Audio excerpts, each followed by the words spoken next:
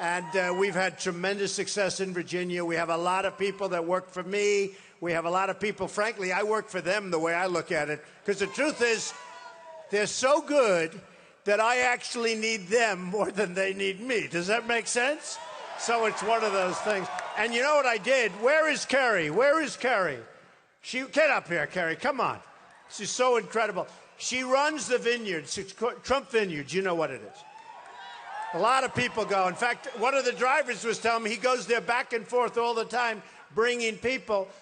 But Carrie Willard runs it, and she has done such an incredible job. We took it over about 4 years ago. It was, to put it mildly, in serious trouble. It's close to 2,000 acres, and it's one of the most beautiful. It's the largest, actually the largest vineyards on the east coast of this country, the largest. And it's become an incredible, incredible tourist attraction. And Carrie has literally from day one, I mean, she's taken it, and it's with love and with pride.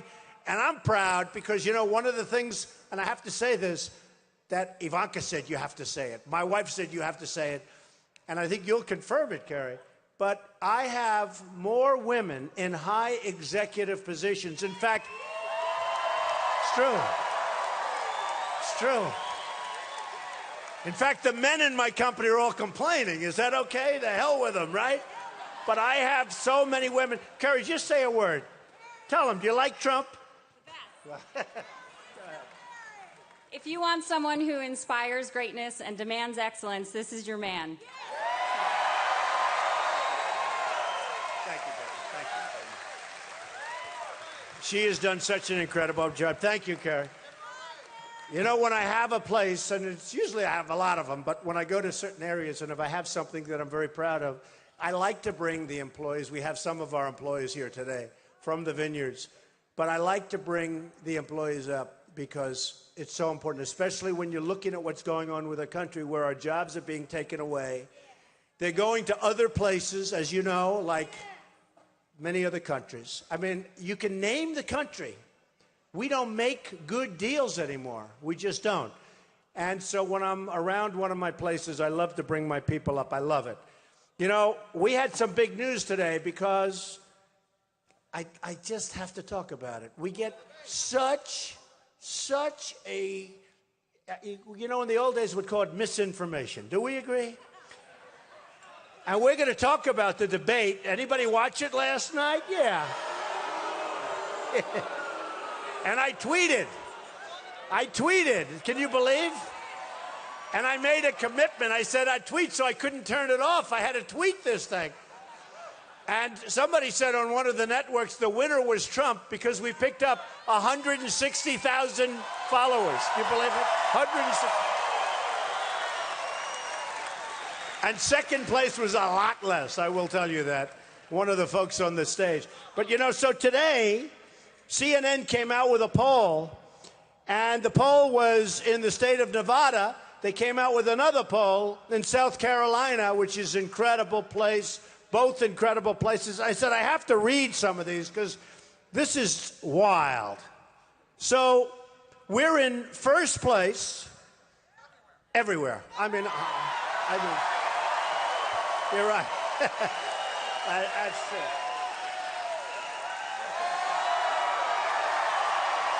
Actually, that was good. You really helped. He said everywhere. I said, yeah, you're right. It is everywhere. I mean, it's Texas. We're in New Hampshire. We're in Iowa. We're in first place everywhere. But the polls just came out. And as you know, a couple of weeks ago, we had Florida. And we're just killing in Florida. So you have a governor and you have a sitting senator. And it's not even close. We're at 28-29. They're in the teens, low teens, and we want to keep it that way. We're going up. I'm not even happy with when I hear 29 now. I'm saying, gee, we should do better because here's what just happened. So in Nevada, we're at 38. Think of it, 38. Second place is 22. I won't even bother telling you. It doesn't make any difference because when you have 38, you're almost doubling it up. But here's the thing that I loved about the poll. Again, done by CNN. South Carolina, we're 36 to 18. You believe that? Connecticut just came out 34 to 14. But here's what I really like. Which candidate can best handle the economy? Okay?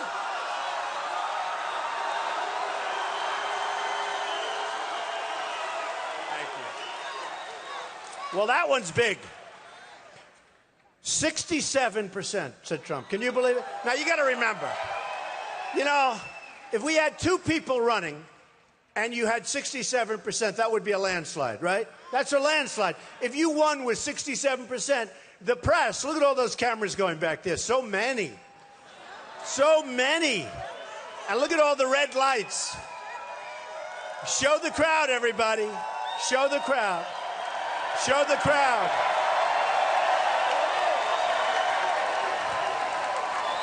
And you got a lot of people outside that the fire marshal would not let in. So it's one of those things. But I will tell you that when you have 67% in a two-person race, that's called landslide. That's called massive victory. I don't think there's ever been a victory. And here we have on a thing called the economy. Would you say that's important? I think so, right? So 67% are in favor for Trump. Okay. We won the state by a lot, meaning in the polls by a lot. Now, a couple of these categories, I have to read them. Illegal immigration, important. We're going to build the wall, okay, believe me. We're going to build the wall.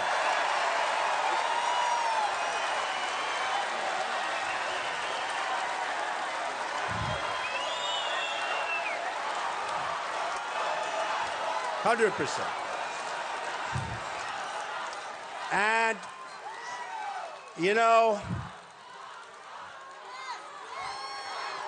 so we're going to build it. It will be paid for. Who's going to pay for the wall? Who is going to pay for the wall? That's right. So, the next category, which is so important. That's okay. That's okay. Don't worry. That's all right.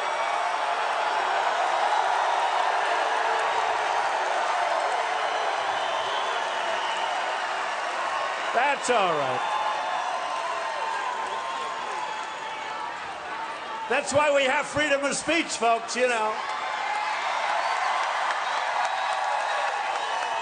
And I'll tell you how dishonest the press is. We have thousands of people in this room, 7,000, I think 7,200 people. We have about 10 people over there. They'll get the headline. You won't. That's pretty disgusting. Pretty disgusting. But that's the way it goes. So illegal immigration, 55% want Trump. 13% is second place. That tells you something right there. 13%. 13%. On social issues, Trump is first.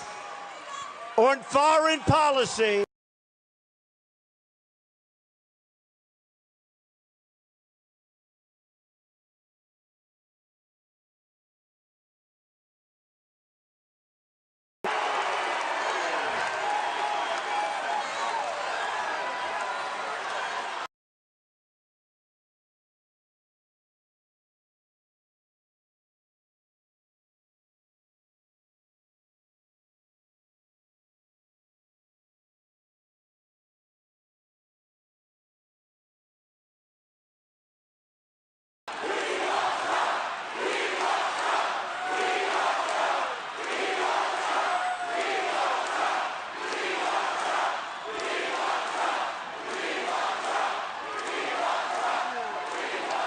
thank you very much. That's great. Thank you very much. But it is true. I see a couple of cameras for about 4 people, and they're going wild, the cameras, you know. It's so disgusting. But that's all right. On foreign policy, Trump #1, 34%. On ISIS, who's going to handle ISIS? Trump, 46. We're not going to play games. We're not playing games. We're not playing games. On the change, on how we do in Washington, on the change, how are we going to change Washington? Who's going to do the most effective job? Trump, 60%. 60%. Here's an important one. Best chance of winning in November. Trump, number one, 47%. Amazing. So we're number one at 42nd, and then you get into 16 and 10. That's a big difference. So we've all come a long way together. We've all come. And, you know, we have a lot of bad people out there. They want to stop progress, and you see it all the time. And I use the statement, the silent majority. The silent majority is back, folks. The silent majority is back. The silent majority is back. So, over the last period of time, we have had a very interesting thing happen. We've seen our country where we don't win anymore, and we're going to start winning so much. We're going to win left, we're going to win right, we're going to win everything. We have unbelievable people in this country, and nothing is going to stop us from starting to win again.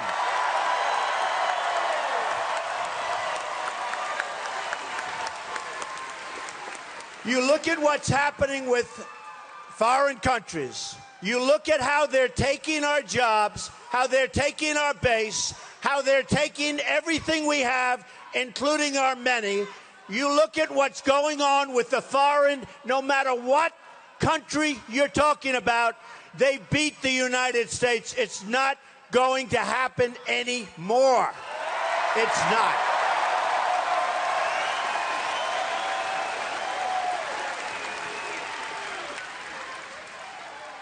Our trade deficit with China is almost $400 billion. $400 billion a year. A year. And then I see our president entertaining the heads of China and talking about our great trading partners. Yeah, they're a great trading partner for China, not for us. Our deficit with Japan is $70 billion a year. The cars pour in. We don't know what we're doing.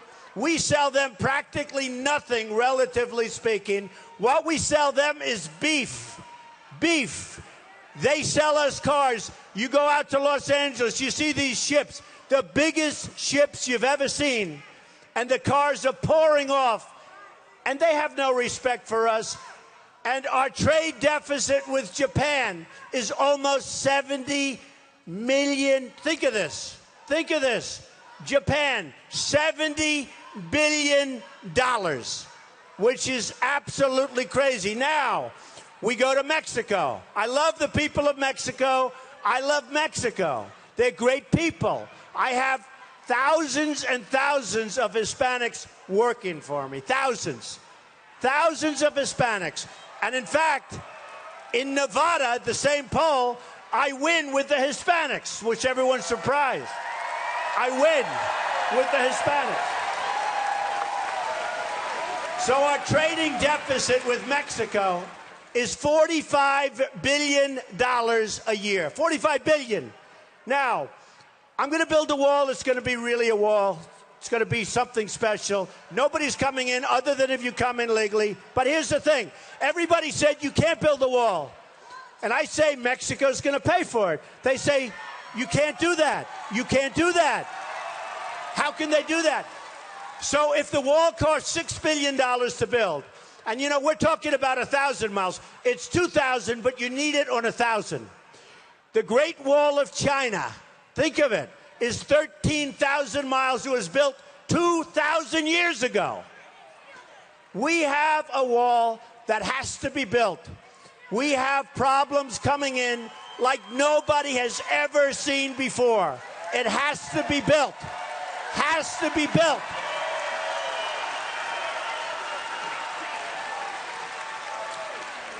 Whatever anybody said, just remember this. Almost everybody wanted this wall built 10 years ago, 12 years ago, 15 years ago. The liberals, the conservatives, everybody wanted it. One of the reasons it wasn't built is because they couldn't get an environmental impact statement approved. You believe this? All right? We're going to build the wall. Mexico's going to pay for it. Now, the people, the stupid people, say Mexico won't pay for it. We give Mexico billions of dollars. We have that trading deficit of almost $50 billion. We're talking about a 5 to 6 to 7. If you go Rolls Royce, you go. We're talking about from $5 to $7 billion. Who couldn't get that money? They're going to pay it so gladly. They're going to pay it so gladly. And I will say this. I speak with our politicians, and I speak to them all the time. But I speak to them loud and clear, and I know who I'm dealing with. And a lot of them are nice people. But they say, Donald, you'll never be able to get them to pay. And I realize they're not the right people to do the job. Because with the right messenger, they will pay so happily, so gladly. They're taking advantage of us at the border. They're taking advantage of us with trade. They're very good people, but their leaders are smarter than our leaders. Our leaders don't have a clue. They don't have a clue.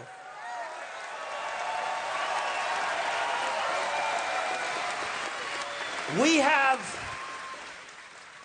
a situation where a mother is pregnant. She goes to the border. She walks across the border right in front of our Border Patrol, who are great people, but they're not allowed to do their job. She lies down. She has a baby that they call anchor babies. She has a baby. Now, we're responsible for that baby for 85 years, okay? I don't think so. I don't think so. I don't think so. We can't do it. We owe $19 trillion. We owe a number that's almost inconceivable when you think about it. So we owe $19 trillion. We can't be in a position where we're doing what we're doing anymore. We just can't. We have to rebuild our country. We have to rebuild our infrastructure.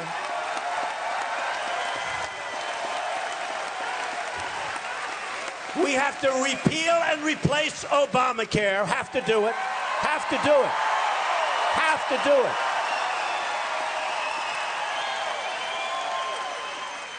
Obamacare is going to cost us more money than anybody would have ever dreamt, and it's no good. It doesn't work. Your premiums are going up 55%, 45%, 60%. Your deductibles are through the roof. You can be dead and never get any of the money. Your deductibles are so high. So we're going to repeal Obamacare. We're going to replace it with something that's going to be terrific. And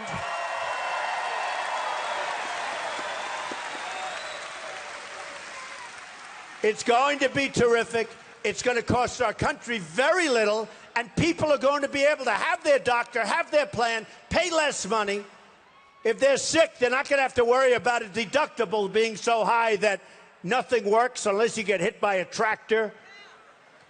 So we're going to do that. We're going to do so many different things. We're going to make our country great again. We're going to make it so great.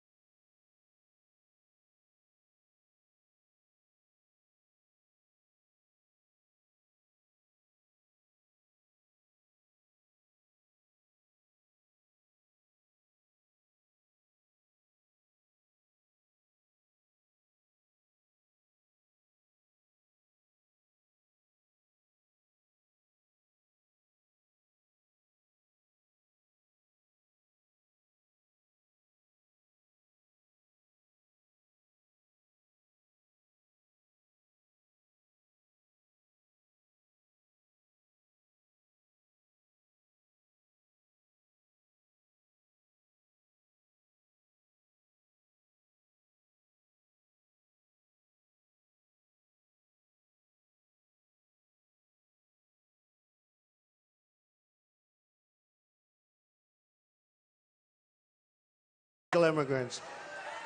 They're suggesting, listen to this, they're suggesting Social Security for illegal immigrants. So we're going to straighten things out. We're going to do it the right way. We're going to bring immigration under control. We're not going to have a situation like Kate, beautiful Kate in San Francisco. This guy comes in 5 different times. It could have been much more than that. After the 5th time, she gets shot in the back. We're not going to have it anymore. We're going to have a situation that's going to be rational, reasonable. We're going to keep in the country when somebody goes through a long process with college. They go to Harvard, they go to Yale, they go to a great college. University of Virginia, great college, right? Great, that is right next to our property. We love them. That's a great college. But they go to University of Virginia. They do fantastic. They do just great. And they're so proud. And they're from another country, but they want to stay here. And we tell them, get out. You stayed here. You have to go home. And then there's a case in India where a man opened a company, wanted to stay here. He ends up opening the country in India. He now has 5,000 employees. It's one of the hottest companies in the world. And he would have been here. He would have been here. And that's what we want. We want to keep people here. We want people to come in legally. And I say,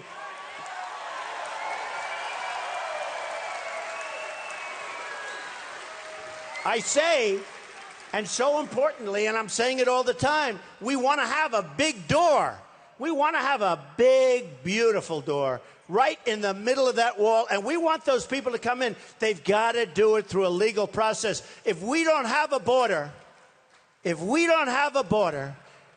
we have people all over this country, we have no idea where they're coming from, we don't have a country. We no longer have a country.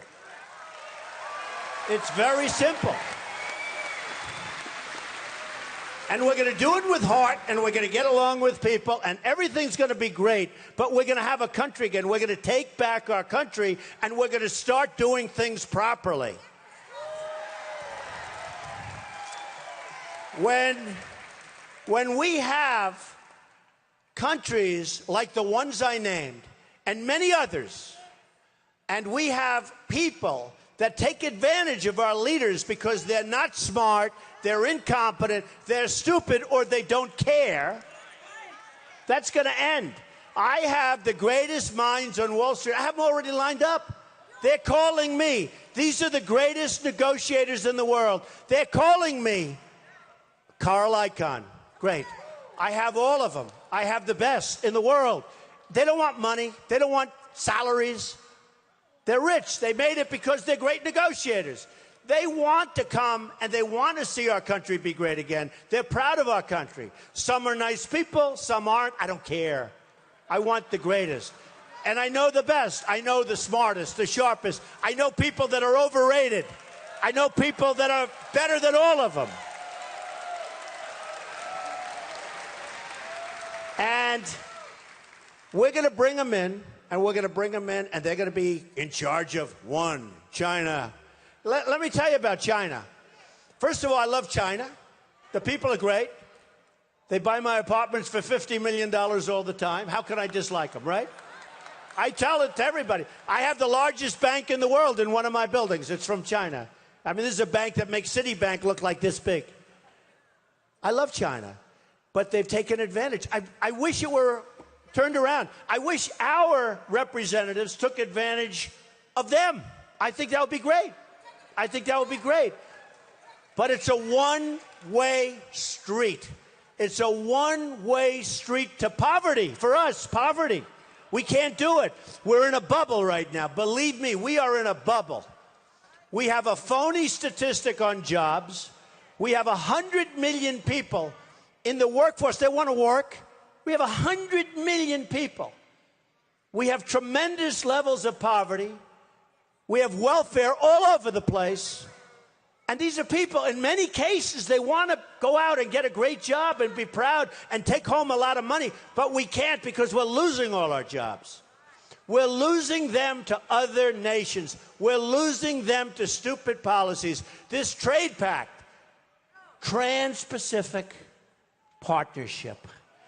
It's believe me. If it was good, I'd say, I don't care if Obama proposed it. If it were good, I wish Obama were a great president. I don't care. Then I wouldn't have to run. I love what I was doing. It's true. I love it. I love it. So true. I'd love if he were a great president, where I say, wow, he's a great president. I'd vote. I'd be his greatest fan. I don't care, because what I want is what's good for the country. I don't want to be doing this. I'm actually having fun because I'm so energized. I go to these crowds. You know, we went to Dallas. We had 20,000 people where the Mavericks play. 20,000 people. We go to Oklahoma 2 weeks ago. We had 20,000 people in a park. We go, no matter where we go. We went to Mobile, Alabama. We had 35,000 people. No matter where we go up to New Hampshire. We have the biggest crowds. Iowa, the biggest crowd. South Carolina, we had something 2 weeks ago. It was unbelievable. It was unbelievable. A friend of mine actually said, how do you do that? How do you make speeches in front of so many people? And you don't have teleprompters, Donald. I notice you don't. I don't want a teleprompter. I don't want, right?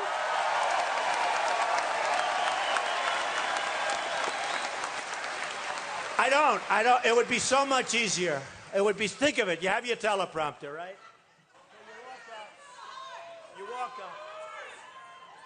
Hello, ladies and gentlemen. It's wonderful to be in Virginia, where you have all sorts of great people. And you do. By the way, when you talk, you really have the Hall of Fame. You know, it's true. No, you have the Hall of Fame. You know, I told my guys, I said, look, I'm here. I employ a lot of people. I have a lot of property. It's great. But just a couple of things. I mean, this is a real Hall of Fame. Patrick Henry, give me liberty or give me death. How good, right? How good is that? Oh, I want to come up with a slogan as good as that. How about Make America Great Again? I don't know, you know. It's great. It's great. But I still like give me liberty or give me death. That's very good.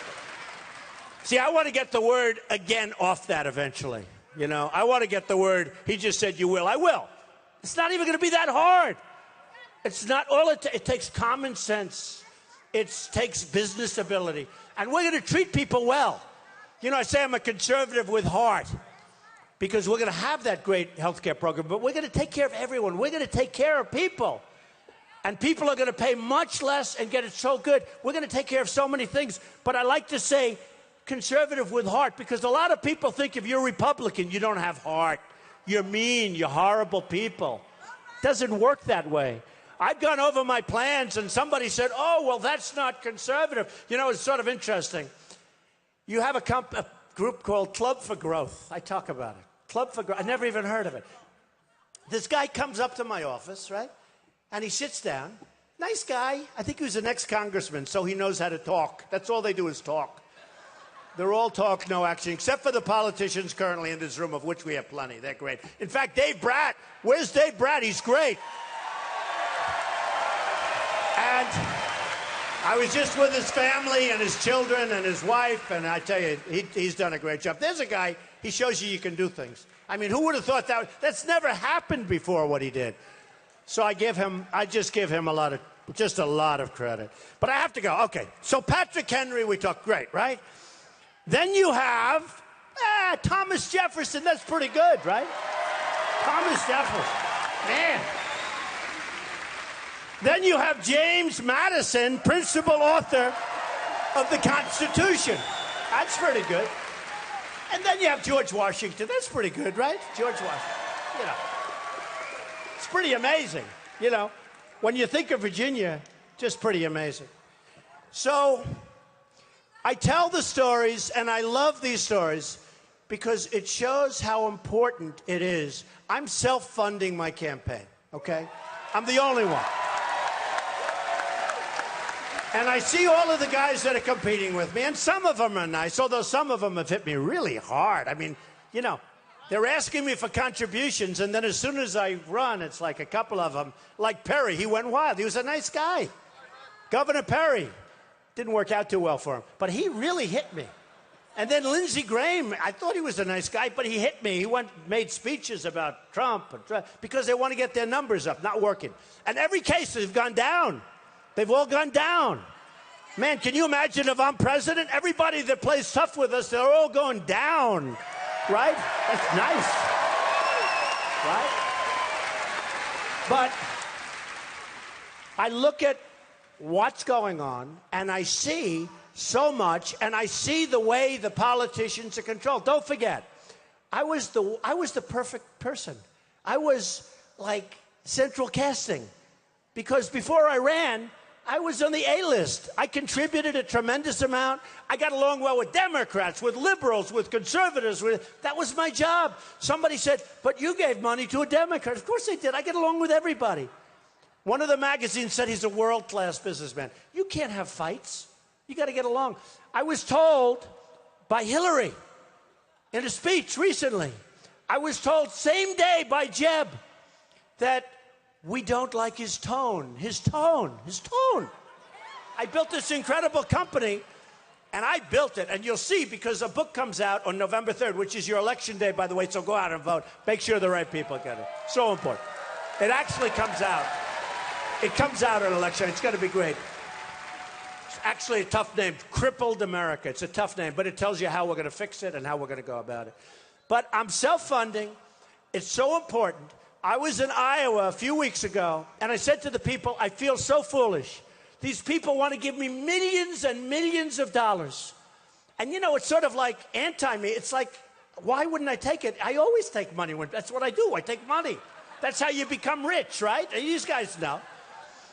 Millions of dollars. So I said to the group and we had 5,000 people in an auditorium like this. I said, look, here's the story. I feel a little bit stupid when I don't take all this money. I said, supposing I take it, just supposing, and I promise I won't do anything for them. And they all stood up and they said, no. I couldn't believe it. I thought I talked them into it. But the truth is, I love what I'm doing. I love that I'm self-funding because I'm not controlled by anybody. I'm not controlled. Controlled by you. And I'm controlled by you. I'm going to do the right thing. And you've heard me talking about the Ford plant. Have you heard that story? The Ford plant. Because I love it. But Ford, you want it again? Should I do it again? I just think it's good. So Ford closes a lot of plants. They're building a $2.5 billion plant in Mexico. It's all right. Except what do we get out of it?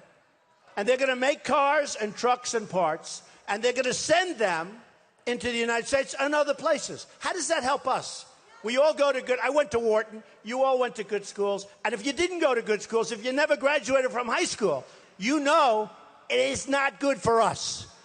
And a $2.5 billion plant in Mexico, that's a big plant. So they're going to suck our jobs away. They're going to make cars, trucks, and parts in Mexico. And I said to myself, what would happen if a Rubio or a Bush or a Hillary were president? So here's what happens. They would know it's no good. They would all know it's no good. And they'd say, no, we can't let that happen. And the following hour, they'd be called by a lobbyist who gave them $5 million. They'd be called by the special interests that gave them $10 million. They'd be called by one of their donors who owns stock in Ford or whatever, who gave them $1 million. And they'd say, Mr. President, you can't do that. They were very helpful in your campaign to become president. You can't do that. And you know what's going to happen? He'll say, or she'll say, I have to do it. And they'll say, no, you can't do it. And he'll say, okay, I won't. And the plant is going to be built. Now, let's do the other alternative. Trump is president. They haven't given me anything. Okay, let's assume. So I call the head of Ford. I say, I wouldn't even use my guys for this. This is too easy. Honestly, it's too easy. So I call the head of Ford. I say, you're building a plant. You're going to employ thousands of people, but you're not employing people in the United States. You're employing other people. And I think that's fine. But tell me how we benefit. He'll be unable to explain it. Believe me, he cannot explain. Not to me, he can't. Believe me. I'll say, listen, I want you to build a plant in Michigan, or I want you to build a plant here, or I want you. I don't care. I want it in the United States. I don't want to lose. I'm tired of the jobs with NAFTA and all of these crazy deals we make. I'm tired of these jobs, the new one that we're just trying to approve. I'm tired of these jobs like a vacuum cleaner. They suck the jobs out of the country. They suck our money out of the country. We have nothing. We have nothing. We're like a third world country. Our airports, our roads, our bridges are falling down. 61% of our bridges are in trouble. Do you believe this? We drive over a bridge, it's in trouble. So I would say to him the following. I won't use his name because he happens to be a very good guy. But I would say, let me just tell you something. I want you to build it in the United States. I don't want you leaving. And if you do leave, and if you insist on leaving, you're not bringing those cars over free. You're not. You're not doing it. Remember the trade deficit. Remember here we're talking $45 to $50 billion a year. You're not bringing those cars over free. We're going to charge you a 35% tax on every car, truck, and part that you bring over. Now, I believe in free trade. I'm a free trader. But I also want smart trade, and I want fair trade. It's got to be fair trade. Free is good all over. But it's got to be fair so we can compete. So what happens is the following. He will call up and say, no, no, no, we won't do that, Mr. President. I'll then be hit by every person I know in Washington, all of whom have given me nothing. In fact, I've given most of them, you know, the lobbyists. I know all these people. But now they'll call, and I'll say, no, no, no, we got to do the right thing. Then I'll be called by everybody else, but I haven't taken their money. I owe them nothing. I only owe you people. I owe you in particular with that wonderful location. Right? And I'll say the following. I'm saying, no, we want you to build that plant in the United States. It's going to be built in the United States. They'll say no. I guarantee you within 24 hours, probably by 5 o'clock that afternoon, assuming it's made at 12. You know, they like to call around lunchtime so they can have a drink and convince the politicians what to do. Assuming the call is made at 12, probably by 5 o'clock, they will say, yes, Mr. President, we've agreed, we're going to build in the United States. The only thing that could change is they're pretty tough negotiators, so it may take an extra day. They may wait till 5 o'clock the following. That's the only thing. They can't do anything. We have the cards. See, what people don't realize, Obama thinks that they have the cards. We have the cards. China has created one of the greatest thefts in the history of the world. It's true. They have sucked our economy dry. And if you want to do business in China, and I have many friends that are manufacturers, and I love these guys, and they're great manufacturers, and they call me all the time, they cannot get their product into China. They can't do it. And when they do, there's a big tax. And we're like the dummies. Oh, bring it in, just flood it in, come on in. And then they do their currency manipulation, which is one of the reasons that the trade pact doesn't work. Hillary Clinton was listening to my speech. She was in favor of it 44 times. And then yesterday, 2 days ago, she came out against the trade pact. You know why? Because if she has to debate me, she knows she's going to get killed on that pact. Killed.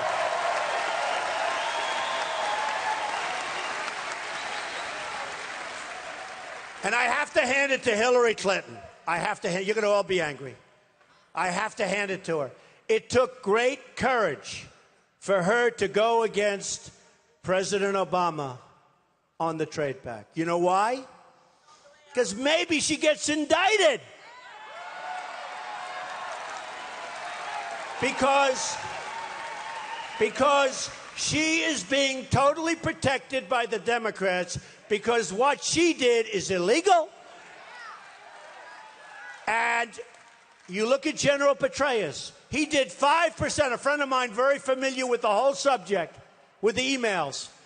General Petraeus did 5% of what she did, and they've destroyed his life. Other people have done far less, and the life is destroyed. So the Democrats are just protecting her. There's no reason for this. Now, I'd want it to go a fairer investigation, let everything be fair. But what's happened is absolutely crazy. So let's see if she might have done okay last night. She did. She did okay because nobody attacked her. Nobody attacked her. There was no attack. You know, in my debate, I hate to say because we're live on CNN, they're going to want it, but in my debate, they said, Mr. Trump, what do you think of this that the man next to you said? And then they go to him and they said, Donald Trump called you a horrible human being. How do you respond? It was like a reality television show.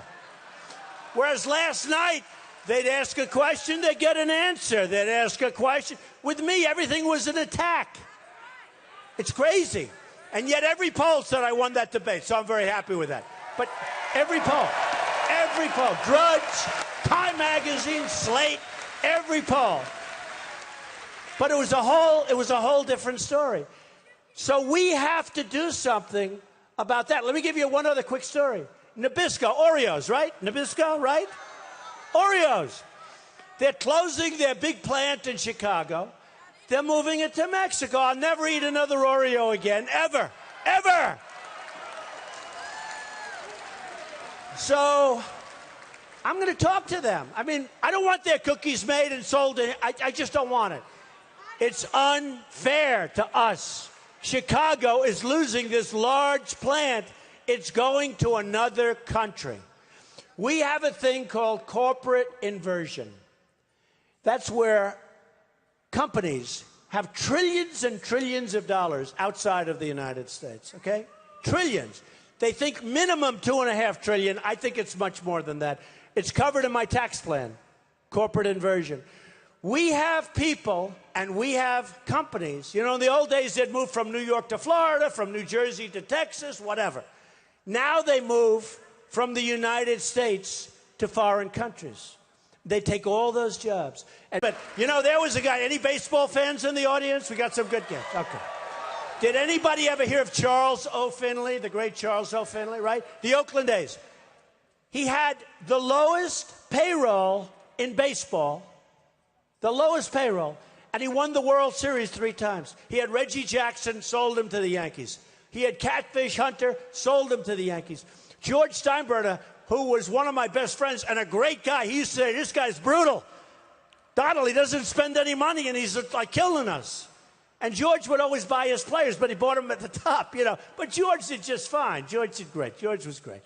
But there's a guy, the lowest payroll, now think of it, by far, in baseball.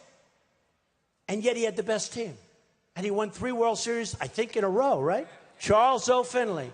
There's something beautiful about that, to me.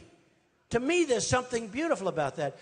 So we'll spend whatever we have to spend. I mean, one of the things that happened that's so incredible, I did Meet the Press.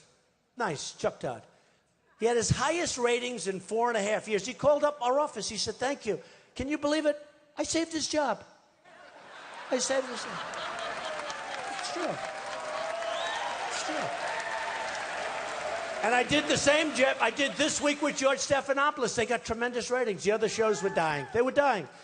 This is 2 weeks ago. But they asked me a question, just to show you it's so terrible. They said, Mr. Trump, now you got to understand, leading all the polls, getting the biggest crowds, everybody's going crazy. They said, Mr. Trump, is there any way that you'd get out of the race? And I said to myself, now think of it. Who would be asked that question? One of the commentators said, who would be asked that? If you're in first place, would anybody else but me be asked that question? Is that terrible? So they said, is there any way that you'd get out of the race? And I said, that's a strange question, but I thought I'd give a very honest answer. And I said very, very honestly, look, we're number 1, but if we weren't, and if everything went down, the polls, the crowds, if you don't call anymore because you don't want interviews because it's over, like some of the guys we're running against. I mean, honestly, if I was some of those guys, what's the purpose? I don't know. Do they gain something by having 0? Do they gain something and going in a debate? They call it the children's debate. Guys like Pataki, he's got 0. Guys like Rand, I hate to say it, he attacked me. He was much higher when he attacked, right? But he went down. I mean, so many. I don't want to use names. I refuse to embarrass anybody. Okay. But so I said to him, so if for some reason everything just tanked and I went down, I'd certainly consider it. Next day headlines, Trump considering leaving. It's so dishonest. And actually it took a couple of unbelievable polls to stop it. It took a couple of unbelievable polls, which I get all the time. I said, wait a minute, I didn't say that. But they put out stuff, and it's so false and so disgusting. And remember this, much of the press that I've met have been terrific people and honorable people. I've met some amazing people, like 30%, okay? Then you have 30% who are okay, and, you know, they do their job. But you have, I'd say, 10 to 15 to 20% who are truly bad people. They're dishonest. They're horrible human beings. They know it's not a question of being lazy or anything. They actually go out of their way to write false stories. And somebody asked me today, I did an interview today, and they said, what's been your biggest surprise? I said, I don't know my biggest surprise, but my most pleasant surprise is how brilliant the public is. They get it. The public gets it. They really get it.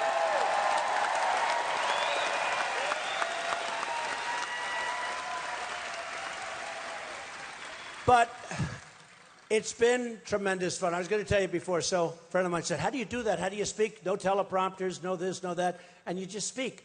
I say, it's amazing. And by the way, no disrespect, but every place I go, you would love these people. Whether it's Alabama, whether it's Dallas, whether it's all of the Oklahoma, it's like all the same. They're incredible people. You're incredible people. They want to see, it's true. It's true. They want to see our country be great again. They know it can be. They want to see it happen. They want to see victories. We don't win with anything. We don't win with ISIS. We don't win with Iraq. We don't win with Libya. We don't win with Yemen. Wait till you see that. And they are going into Saudi Arabia, folks, in case you had it. And by the way, we will defend Saudi Arabia, and we will defend them for nothing, even though they make $1 billion a day. Those days are going to stop. I ordered 4,000 television sets recently. They come from South Korea. South Korea makes a fortune as a country, a fortune. We defend them. We have 28,000 soldiers on the line. And we have this maniac on the other side. We have our soldiers right between. They pay us like nothing. We defend Germany. A lot of people don't even know. We defend Germany. They're a behemoth economically, a behemoth. We defend them. We defend Japan. Free. They give us nothing, relatively. They give us, like, virtually nothing. We defend them. And you say to yourself, why? And here's the thing interesting with Japan. I love Japan. It's great. Well, let's work. But work something out. Help us out. Give us something. We can get rid of all these deficits. We can make. We can make. True. And then you have the stupid people say, oh, you can't ask for that. They're a sovereign nation. Sure they are. They got to help us out. But here's the deal we have with Japan. We will defend them with our lives, with our money. We will defend them to the death. If they get attacked, we will fight. We have to fight. If we get attacked, they don't have to do anything. That's right. That's like Sergeant Bergdahl. We got a guy. It's true. No, it's true. We have a guy, 6 young people, great people, were killed looking for him. We get Bergdahl, they get 5 of the great killers that they've wanted for 10 years, right? These are the deals that we make because we have leadership that doesn't know what the hell it's doing.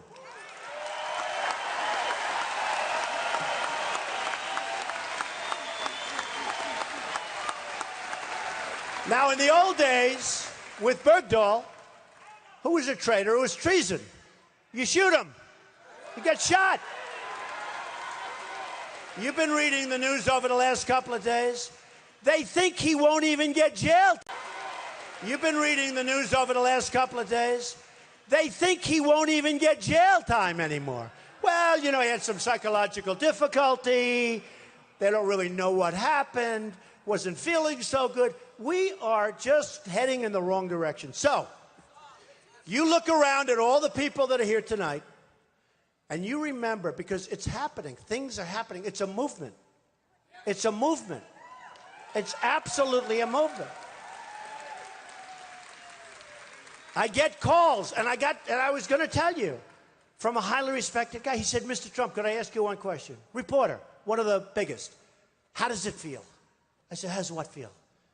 What you've done has never been done before in politics. You're an outsider. You came in. They call it the summer of Trump, right? I hear that. I mean, it's, you know, right? They said it's never been done. And this is the top guy. He said, never been done. How does it feel? I said, I'll be honest. To me, it doesn't feel anything because unless we win, I've wasted my time. And he said, no, you haven't. What you've done is incredible.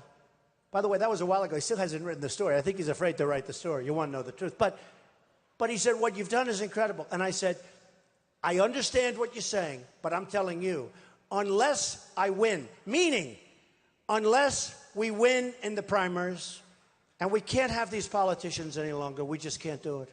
We can't do it. We can't do it. All talk, no action, no ability. They've got one ability. They've got an ability to get reelected. That's their only ability. That's what they have to do. They have to get reelected. So I said, and I told him, if I don't win, I consider it to be a massive failure. That means primaries, that means win the election. Because otherwise, hey, we've all had a lot of fun, but nothing's going to happen. I watched Hillary last night with, we're going to give this, we're going to give that, we're going to give that. The poor woman, she's got to give everything away because this maniac that was standing on her right is giving everything away, so she's following. That's what's happening. This socialist / communist, okay, nobody wants to say it.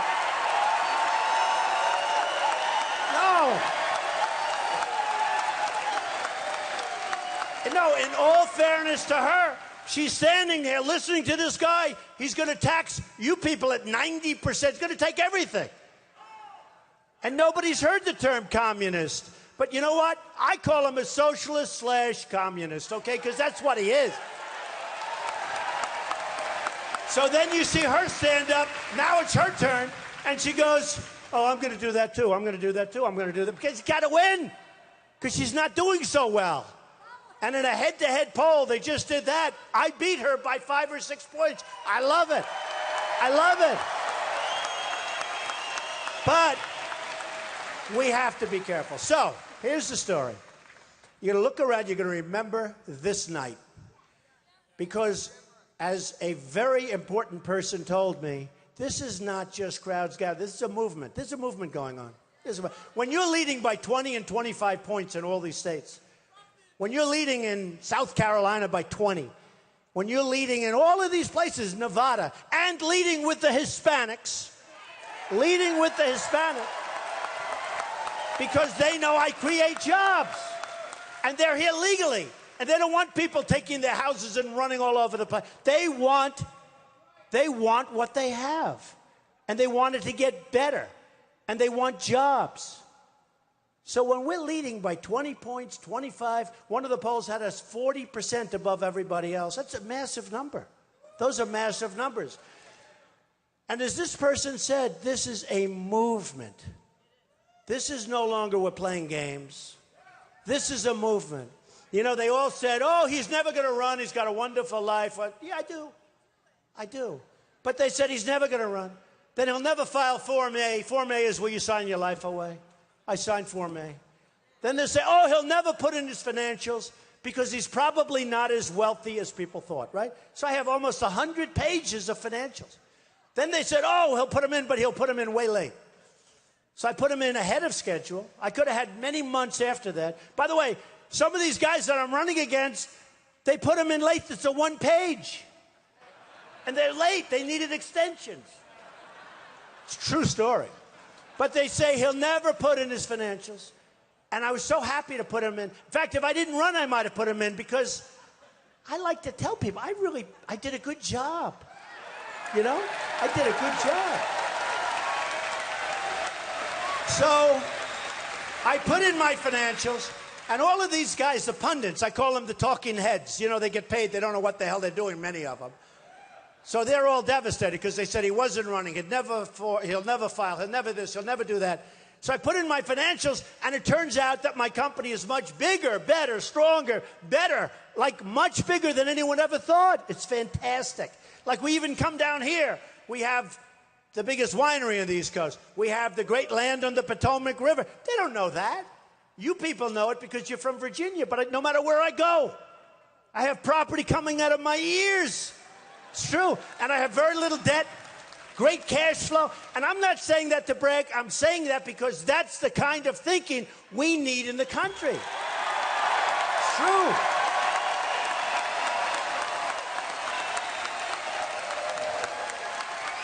That's the kind of thinking.